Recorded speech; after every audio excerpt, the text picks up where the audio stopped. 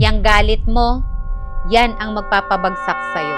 Hindi ka mananalo kapag puro galit ang nasa puso mo. Bakit? Hindi ka na logical mag-isip. Lahat ng desisyon mo magiging mali. Sa pagtibok pa lang ng puso mo, ubus na ang lakas mo. Para ka ng battering na drain. Wala ka nang magagawa. Wala ka nang matatapo.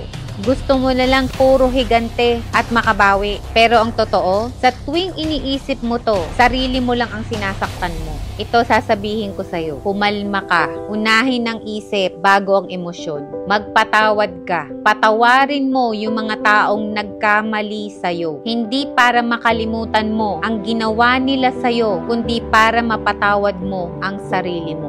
Maging grateful ka. Dahil sa pagiging grateful, makakalimutan mo ang galit papunta sa positibong pananaw. Pag ginawa mo lahat ng ito, gagaan ang pakiramdam mo. Kasi ang galit ay isang emosyon na parusang binibigay mo sa sarili mo na gawa ng ibang tao.